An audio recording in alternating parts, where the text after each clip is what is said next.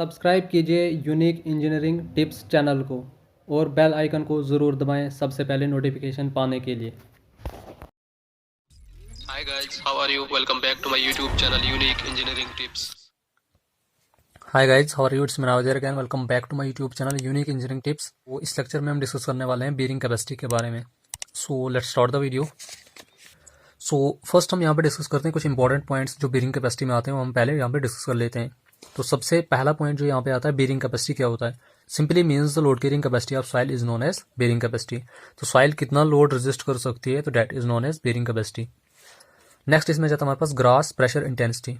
It is the total pressure at the base of the footing due to weight of structure plus self weight of footing plus earth filling, that is known as gross pressure intensity।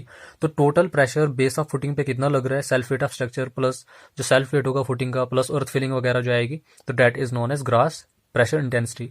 It is denoted by केओ।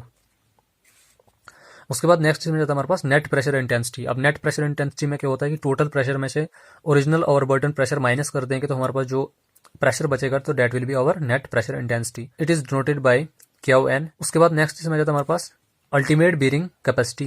अब ultimate bearing capacity को हम Q F से denote करते हैं।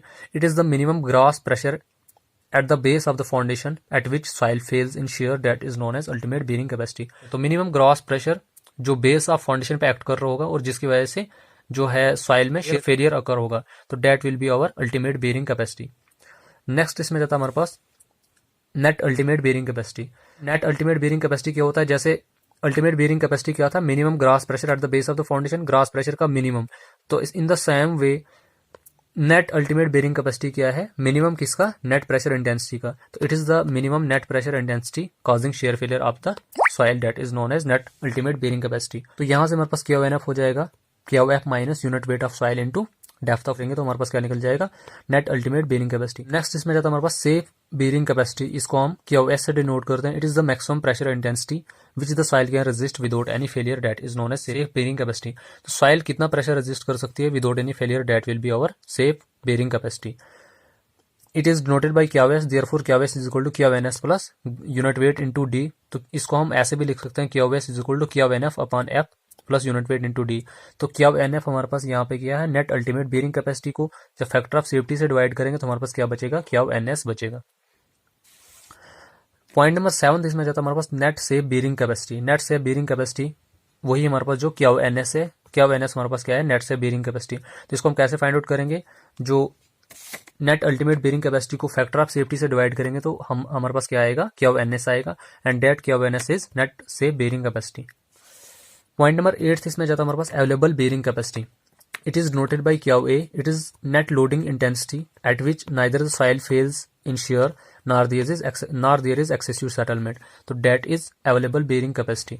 तो ये क्या है, नेट लोडिंग इंटेंसिटी है जिसकी वजह से ना तो सॉइल में शेयर फेलियर अकर होगा और ना ही एक्सेसिव सेटलमेंट होगी, तो that is known as available bearing capacity. तो ये टर्म जो है, जितनी मैंने यहाँ पे 8 टर्म्स डिस्कस की, ये आठों की आठों मोस्ट इंपॉर्टेंट टर्म्स है एग्जामिनेशन पॉइंट ऑफ व्यू से, तो इनको आप अच्छे से देखना। आई होप कि आपको मैंने ये सारी टर्म्स क्लियर कर दी होंगी। नेक्स्ट अगर हम इसमें देखेंगे minimum depth of foundation as per Rankine analysis, तो डी मिनिमम निकालने का फॉर्मूला हमारे पास क्या होता है, Q upon unit weight 1 minus sine five upon 1 plus sine five का स्क्वायर। ये तो बहुत बार, ये फॉर्मूला आपने बहुत बार देखा होगा, आपको बिल्डिंग कंस्ट्रक्शन में ये फॉर्मूला मिलेगा, साइलेंट फाउंडेशन इंजीनियरिंग में तो हर जगह ये फॉर्मूला यूज होता है। तो this formula is important from examination point of view. Next topic इसमें आ जाता है हमारे पास types of bearing capacity failures. Bearing capacity failures कितने टाइप के होते हैं, तो बीयरिंग कैपेसिटी फेलियर्स हमारे पास जनरली 3 टाइप के होते हैं, general shear failure, local shear failure and punching shear failure. तो यहाँ पे हम तीनों को 1 बाय 1 डिस्कस करेंगे। फर्स्ट इसमें जाता है हमारे पास जनरल शेयर फेलियर। अब जनरल शेयर फेलियर क्या होता है, it is the continuous failure surface develops between the edges of footing and ground surface. एक टाइप का कंटिन्यूअस फेलियर होता है जो किस किस के बीच में डेवलप होता है, एजेस ऑफ फुटिंग और ग्राउंड सरफेस के बीच में डेवलप होता है। Have well developed failure surface, इसका जो फेलियर सरफेस होता है वो वेल डेवलप्ड फेलियर सरफेस होता है। इसमें डाउनवर्ड और आउटवर्ड फेलियर अकर होता है। It occurs in low compressibility soil, that is dense और स्टिफ सॉइल। तो जनरल शेयर फेलियर जो है जनरली लो कंप्रेसिबल सॉइल में अकर होता है, जैसे डेंस सॉइल या स्टिफ सॉइल में। Failure is sudden, general shear failure जो है एक टाइप का सडन फेलियर होता है और इसमें जो फेलियर ज्यादातर आता है वो टिल्टिंग वगैरह आता है। Ultimate bearing capacity is well defined. ये मोस्ट इंपॉर्टेंट पॉइंट है एग्जामिनेशन पॉइंट ऑफ व्यू से। अब देखो हमारे पास जो एमसीक्यूज निकलते हैं पेपर के लिए, वो एमसीक्यूज कहाँ से निकलता है, वो इन्हीं पॉइंट से तो निकलते हैं। अगर हमने टॉपिक को पहले होल स्टडी कर लिया होगा तो ऑब्वियस सी बात है उसमें से हमारे पास जितने एमसीक्यूज आएंगे वो हमारे पास ऑलरेडी निकल जाएंगे यहाँ से। तो टॉपिक्स को आप अच्छे से स्टडी करो तो एमसीक्यूज आप ऑलरेडी सॉल्व कर लोगे। सो नेक्स्ट इसमें जाता है हमारे पास local shear failure. It is the significant compression of soil under footing and failure does not reach at ground surface. तो अगर मैं आपको सिंपल डिफरेंस बता दूं जनरल शेयर फेलियर और लोकल शेयर फेलियर के बीच में, तो both are reciprocal to each other. Reciprocal in the sense कि जो चीज लोकल शेयर फेलियर में अकर होती है वो जनरल शेयर फेलियर में नहीं होती है। तो इसमें क्या होता है कि significant compression of soil under footing and failure does not reach at ground surface. इसमें जो फेलियर सरफेस होता था वो ग्राउंड सरफेस पे रीच होता था, लेकिन इसमें ऐसा नहीं होता है। Slight heaving occurs, tilting is not expected. इसमें थोड़ी सी हिविंग होती है सॉइल में और इसमें जो है टिल्टिंग वगैरह के भी चांसेस नहीं होते हैं। It occurs in high compressible soil and in sands whose relative density lies between 35 से लेकर 70% के बीच में। तो ये भी इंपॉर्टेंट पॉइंट है। अब जो हमारे पास जनरल शेयर फेलियर था वो लो कंप्रेसिबल सॉइल में अकर होता था, लेकिन लोकल शेयर फेलियर जो है हाई कंप्रेसिबल सॉइल में अकर होता है और ऐसी सैंड्स में अकर होता है जिनकी रिलेटिव डेंसिटी जो है 35 से लेकर 70% के बीच में लाई कर रही होगी। Failure is not sudden. अब फेलियर लोकल शेयर फेलियर जो है सडन फेलियर नहीं होता है। It's ultimate bearing capacity is not well defined. इसकी अल्टीमेट बेरिंग कैपेसिटी भी जो क्या होती है वेल डिफाइंड नहीं होती है। इसमें ultimate bearing capacity well defined होती थी। It is defined by large settlements. इस केस में क्या होता है कि लार्ज सेटलमेंट्स अकर होती है लोकल शेयर फेलियर के केस में।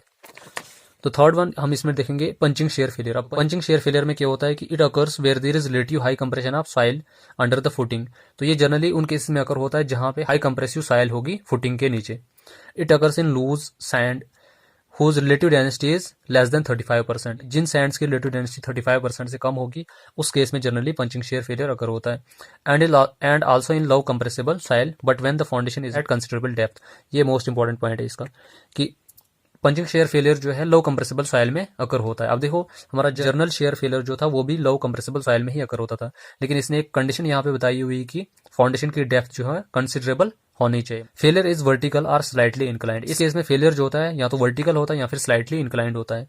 No heaving and no tilting relatively large settlements. ना तो इसमें हीविंग होती है ना ही इसमें टिल्टिंग होती है। इसमें सिर्फ रिलेटिवली लार्ज सेटलमेंट अकर होती है। It's ultimate bearing capacity is not well defined. तो इसकी अल्टीमेट बेरिंग कैपेसिटी भी क्या होती है वेल डिफाइंड नहीं होती है। There is only one shear failure that is general shear failure whose ultimate bearing capacity is well defined. Next हम इसमें डिस्कस करेंगे bearing capacity of shallow foundation by Terzaghi analysis. As per Terzaghi analysis bearing capacity of shallow foundation हम कैसे find out करेंगे। इस case में important point ये है कि ये फॉर्मूला एप्लीकेबल तब है जब हमारी फुटिंग कंटिन्यूअस होगी और उस केस में क्या होना चाहिए कि length should be greater than 5 times width and the depth should be equal to or less than width of footing. तो इसके लिए हमारे पास अलग अलग फॉर्मूलाज हैं अलग अलग टाइप की फुटिंग के लिए। स्ट्रिप फुटिंग के लिए अलग है, स्क्वायर फुटिंग के लिए अलग है, सर्कुलर फुटिंग के लिए अलग है। जैसे हमारे पास स्ट्रिप फुटिंग के लिए हमारे पास यहाँ पे है Q is equal to CNC plus 0.5 unit weight B N lambda plus Q N Q. तो ये हमारे पास जो है N lambda N Q C etcetera N C ये सारे कॉन्स्टेंट्स है, इनकी वैल्यूज फिक्स होती है। सेम स्क्वायर के लिए भी फॉर्मूला, स्क्वायर फुटिंग के लिए हमारे पास फॉर्मूला क्या है, यहाँ पे सिर्फ क्या होगा 1.2 CNC होगा प्लस 0 यहाँ पे 0.5 की जगह 0.4 हो जाएगा। सर्कुलर फुटिंग के लिए बिल्कुल सेम है 1.2 सेम है, सिर्फ यहाँ पे 0.4 की जगह 0.3 हो जाएगा। बाकी फॉर्मूला ये और ये सेम फॉर्मूला है। तो फॉर पोअरली कोहेजन सॉइल के लिए सी की वैल्यू क्या होती है 0 होती है और फॉर कोहेसिव सॉइल्स के लिए फाई की वैल्यू क्या होती है 0 होती है इस केस में। तो ये भी इंपॉर्टेंट फॉर्मूलाज हैं एग्जामिनेशन पॉइंट ऑफ व्यू से। सो नेक्स्ट हम इसमें डिस्कस करेंगे in situ test for determination of ultimate bearing capacity of soil. तो ultimate bearing capacity of soil को किन मेथड्स को यूज करके हम फाइंड आउट करते हैं। तो we have generally 5 methods to find out the ultimate bearing capacity of soil. First one is plate load test, second is standard penetration test simply known as SPT, third is dynamic cone penetration test, fourth is static cone penetration test and the fifth one is pressure meter test. But हमारे syllabus में सिर्फ first 2 ही हैं, plate load test और standard penetration test. तो यहाँ पे भी हम सिर्फ इन 2 को ही डिस्कस करेंगे। सो फर्स्ट हमारे पास यहाँ पे जाता है प्लेट लोड टेस्ट। तो इसमें फर्स्ट आ जाता है हमारे पास the ultimate bearing capacity is taken as the load when the plate start sinking at a rapid rate. तो ultimate bearing capacity plate load के केस में हम किसको मानते हैं, हम उस लोड को मानते हैं जिस लोड पे प्लेट सिंक करना स्टार्ट करे एट अ रैपिड रेट। तो that will be our ultimate bearing capacity of the soil. Minimum size of plate इसमें कितना होना चाहिए 30 centimetre square and the maximum size होना चाहिए 75 centimetre in square. Thickness of plate should be greater than और equal to 25 centimetre. Width of pit, अब जिस pit में हम प्लेट लोड टेस्ट को परफॉर्म करते हैं उसकी विड्थ कितनी होनी चाहिए, 5 times the width of the test plate. And the size of central hole, तो जो होल हम पिट के सेंटर में ड्रिल करते हैं उसका साइज होना चाहिए साइज ऑफ प्लेट के बराबर। Load to the test may be applied by, तो जो हम टेस्ट पे लोड अप्लाई करेंगे वो हम किस तरीके से अप्लाई करते हैं, either by using gravity loading platform method और by using reaction truss method. It is less consuming as compare to the gravity loading platform method. तो मोस्टली जो आजकल के टाइम में रिएक्शन ट्रस मेथड ही यूज किया जाता है, because it is less consuming as compare to the first one. As पर IS code 18881-1962, before starting test a seating pressure of 70 GM per square centimeter is applied। तो ये भी important point है examination point of view से। Actual test perform करने से पहले हमें 70 GM पर स्क्वायर सेंटीमीटर प्रेशर उस पर अप्लाई करना पड़ता है। Loads are applied at 1/15 to 1/10 expected bearing capacity. अब जो हम प्लेट पे लोड अप्लाई करते हैं वो हम किस रेट से अप्लाई करते हैं, जो एक्सपेक्टेड बेरिंग कैपेसिटी होगी सॉइल की उसका 1/15 से लेकर 1/10 पार्ट जो आएगा उस हिसाब से करते हैं, प्लेट पे लोड अप्लाई करते हैं। तो टेस्टिंग इज स्टॉप्ड व्हेन, अब टेस्टिंग को हम 3 ही केसेस में स्टॉप करते हैं। फर्स्ट इसमें जाता है settlement is at a faster rate indicating share failure. Settlement जो है काफी ज्यादा फास्ट रेट से हो रही होगी और उसकी वजह से क्या होगा कि वो इंडिकेट कर रहा होगा शेयर फेलियर ऑफ सॉइल। तो सेकंड केस है when the pressure exceeds 3 times the proposed allowable bearing capacity. जब हमारा प्रेशर जो है एक्सीड हो जाएगा 3 times the proposed allowable bearing capacity. तो यहाँ तो फिर तीसरा केस ये है total settlement exceeds 10% of the plate width. जो टोटल सेटलमेंट साइल में अकर होगी when it will be more than 10% of the plate width, तो तब हम क्या करते हैं, टेस्टिंग स्टॉप करते हैं। तीनों कंडीशन है मोस्ट इंपॉर्टेंट कंडीशन है एग्जामिनेशन पॉइंट ऑफ व्यू से। अब लिमिटेशंस क्या है प्लेट लोड टेस्ट की, it can't be use in case of non homogeneous soil. तो वी कैन से डेट कि हेटेरोजेनियस साइल के केस में हम क्या कर सकते हैं, प्लेट लोड टेस्ट को परफॉर्म नहीं कर सकते हैं। It can't indicate long term consolidation, long term consolidation या लॉन्ग टर्म डिफॉर्मेशन को भी ये इंडिकेट नहीं करता है। It can't use in case of sandy soil, तो सैंडी साइल्स के लिए भी हम क्या कर सकते हैं, प्लेट लोड टेस्ट को परफॉर्म नहीं कर सकते to find out the bearing capacity of the soil.